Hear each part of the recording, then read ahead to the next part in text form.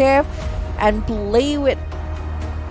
But to be honest, let me be honest, it's risky going against Bruno, Teresa, along with Kaja with an assassin. I don't know how is it going, but if they are very confident with this steel cable and also the cutthroat, it might help them so much to punish over the Kaja along with this Brody. Maybe other than the punish, they can actually have more of a range. But then again, they have secured the Benedetta and also the Baksha.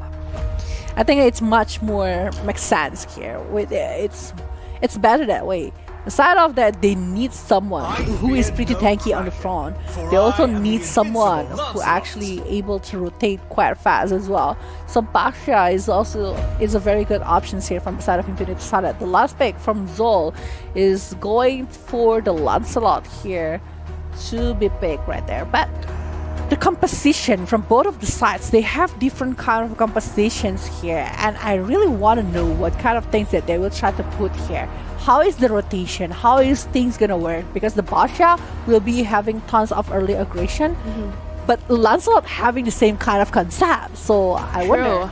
But at the same time, we need to see how the war will execute down from the side of Zol.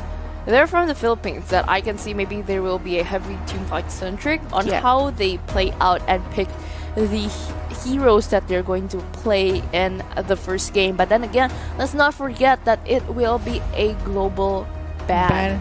So in the first game, you pick that much good heroes. In the second game, you kind of like chop down on that potential. But then again, I'm sure they have a lot more slots secured in. So can't really wait how this game plays out. So let's welcome them all on to the land of Dawn. Match number 2, game number 1, Impunity Starlets versus Zol eSports FE. Woohoo! With me, Village and also Vey here, the double bunny, the double V is coming back down here. And Wei, that is going to the mid lane, going with Rain and also Mizu. Talent's protection. We're both going for Zol. To be honest, it's just because of the perspective of the hero that they are having with the rotation and along with how they are having this teamwork on the hand of Zol eSports FE, to be honest. Okay, and actually how they play out is quite safe. There isn't any early aggression here in the map, but Moshi is trying to Zol in again, but then again, the Retribution going in with a bit of a jump here from Zue. From Moshi, both is saved, but with a little bit of blood, they need to recall and buy more time here. Having more time to get more EXP along with more gold and pushing down 2 heroes to the back and even let them recall is wasting a lot of time from Impunity Starlet side. So from Hannah in the mid lane here going against Rain, trying to gather up the EXP, the gold. It's quite busy actually. In the nearby the river, it's very busy. Either they are going for the jungle sides, either they try to do a rotation, try to pick off the hero. They try to do a lot for these early 2 minutes.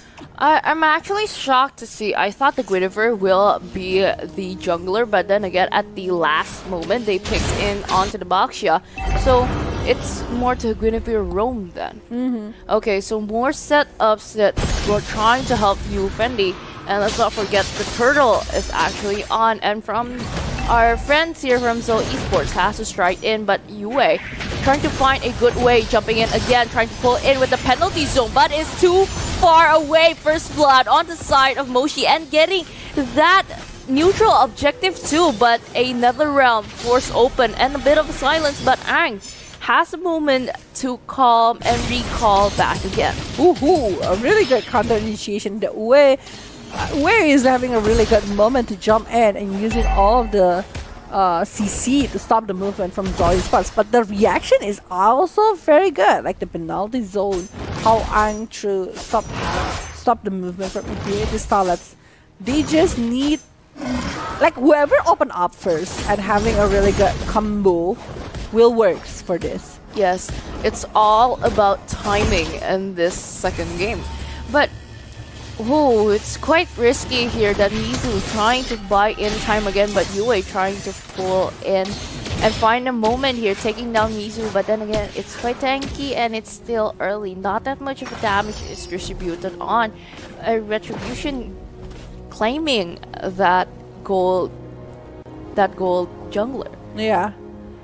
But we can see right now on the top lane, Benedetta going with the Lancelot. The movement that they are doing is actually pretty much a lot. Like this Lancelot really want to take care of the jungle condition. They don't want to lose the chances because Freen is level 6. Well, we can see from the Yui here. I think like Yui having a really good time to try to push back to the side of Zol eSports, giving them presence and also pressure to have a really good rotation for the sake of Impunity Starlet side. Okay, but finding a way because our second turtle is going to pop up in a few seconds here. And we can see both of the teams are actually quite setting up, but I don't know which one it will be the conqueror here because before the turtle, they're actually starting a fight with another realm popped up. Here is actually a heavy information given to Impunity Starlets that their prolonged life is actually been taken down. Okay, Divine Judgment pulling on to the suppress onto the side of Zol eSports, taking down Hana. But then again, you have Fendi and Moshi getting that neutral objective and killing one of the junglers, taking down again, but a double kill onto the side of Zol. But then again, Shadow Stampede pulling in 2 people. Zol eSports weren't able to take down that much players from the side of Impunity Starlets. 3 for 2 here. And they're taking the leads, especially Taro, that is not being picked off, despite that it's only like, what, 20% of HP, if I'm not mistaken? And 2, 0, and 1. It's actually looking good here from the side of Zol eSports. They're having the lead for the side of the pick-off, but to be honest, Impunity, they are leading in a lot of terms, in terms of gold here, in terms of how they are able to hold up the damage coming from the Zol eSports. If they're making another kind of defense item, they might be able to hold up the movement from Zol eSports. And going for the late game, remember, Impunity have much more benefit going for that situation. Okay, but at the top, battling up Moshi 1 versus 3, trying to pull in to suppress the Divine Judgment. And a secure killing spree on the side of Taro, but a mirroring down in the bottom lane also with the penalty zone opening up again, trying to pull in, but the Valentina has the chance to burst down one of it. And even the turret, the outer turret is taken down. Yeah, and I think that with the presence coming from the side of this Basha, the rotation is coming really fast, you know. With the still like plate here on the hand of this Basha, they rotate around, they want to get something that they are expecting. But the turtle will be having the respawn on the bottom lane, and I think like they really need to work on that one. They already collecting one turret in the top lane, but they also need to take care of the mid lane. If they are able to get like the vision from the side of Zol will be wider. Okay. But then again, our third turtle has emerged, and from the Impunity Starlets seem to have the moment to siege in, but Zol eSports doesn't want to give that in. Also, trying to find a good way, trying to find a good opening because Yue right in the front. Okay, trying a bit of a suppress. Divine Judgment taking down onto the side of 5 people. Copy with IMU, Netherrealm popping up again, but with the penalty zone taking onto the side of 2 people, and the last slot has secure onto the side turtle. Then again, pulling in. All the skills are taken down by Yue Fendi. It's going to be in the front line and is taken down by Taro with that bit of a health. Still secure and was able to escape. And the damage coming from Zana is not enough to taking care of the players from Zol eSport FE, but they are able to push them back despite they are not able to secure any kills over that one. 1000 lead right now is on the hand of Zol eSports FE. Previously, Impunity is the one that taking care of the leads and having everything on their hand. And with the presence from this Benedetta, this is the thing, if you're going against a Benedetta, Benedetta will be able to clear the wave pretty fast with Electrum Blinder Blow, and with an Iron Iron you'll be able to do a lot. But look at that one, the Divine Judgment has been done, penalty zone as well, but the Flicker able to save Xanas from that trouble. All of that opening up and doing is as if it's for a defensive move. Zana has switched lanes onto the top, but a conceal is opening up again, trying to impute all again with another round popping in, trying to silence it all, but a shutdown onto the back line for Taro. And then again, Moshi getting that kill also, suppressing two players from Zol eSports, leaving only Wang, Ang, and also Mizu. Yeah. Remember, the shielded ID will be going for Ang. Let's and go. Will be taken care of in the hand of Impunity Starlet. If he is not stopping the recall, he might be able to survive that one. The overthinking coming from the side of Ang is just like stopping her to get back to the base. And I think like this is what I was mentioning before. If they're going for the late game situation, it's not really good for the side of Zol. To be honest, the side of Impunity will be stronger for that. Yeah, with the Basha, with the Benedetta, the split push combination, and also Bruno, I mean. The Bruno and the Valentino will have that much power. Yeah. Will have that much power to hold in again. But then again, Zol eSports is getting that right moment. Violet Requiem opening up again with the torn apart memory, and also the Divine Glaive trying to get in. The Ang's penalties judge getting onto the side of three people, but taking down a lot of the players from Impunity, Starlets, and a secure triple kill for the Brody. I've just said this fact. They have the more power from Impunity Starlets, but then again, Zol eSports has the momentum. I mean, like, look how beautiful the combination is. The Divine Judgment to stop the presence from this Guinevere, and then after that we see the penalty zone and how the Tarpan memory able to give a lot of the tons of the damage towards the Impunity Stars, and they are unable to hold it up. Now with the Lord that is marching on the top lane and Reen being that is working on the bottom lane, they might be going for 3 lanes pushes here towards Team Impunity Starlets. Okay, going in, trying to push in straight with the Lord, not barging in again because it's not on the 12th minute, but a Divine Judgment going on to the side of Mizu. And the penalty zone opening up with both nether realms from both teams. Pushing Jit, tried away with the Violet Requiem, opening up an airborne onto the side of 4 people. But then again, Benne has been going in again, taking on the kills, and is also secure for Zol eSports. A great moment, a great execution while getting a Lord and also 2 kills. It is. They're holding up their defense here. They don't want to let Zol able to go for the high ground situation, because if they do, it will be quite hard. The Electro Final Blow will be still a very good option to clear out all of the way. She will always be a trouble for Zol eSports. And the split push thing need to be done by Impunity, to be honest, because that's the only thing that can let the growth or maybe the movement coming from Zol eSports is being slowed down.